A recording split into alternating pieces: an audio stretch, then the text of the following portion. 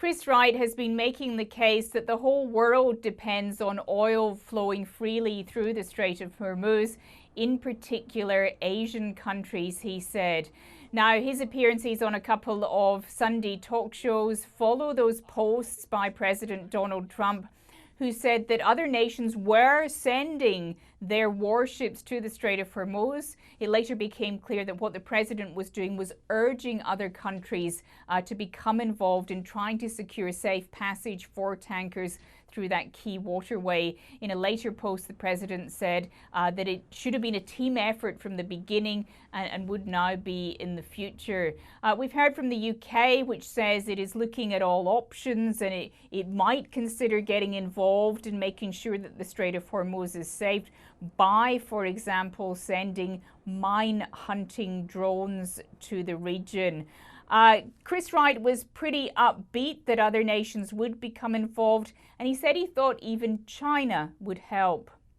Look, there of course are tensions with China as well, but we will continue a productive dialogue, and I do expect China will be a constructive partner in reopening the Straits of Hormuz.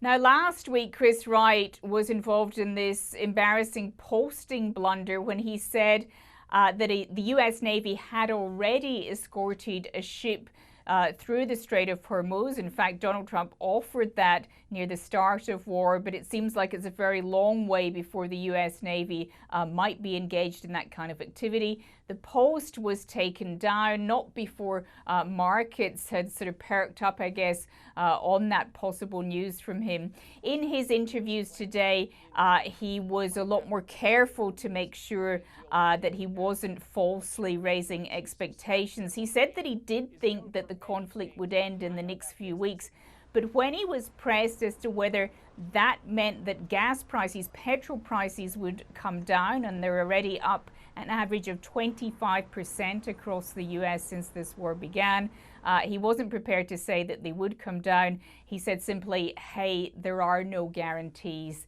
in war.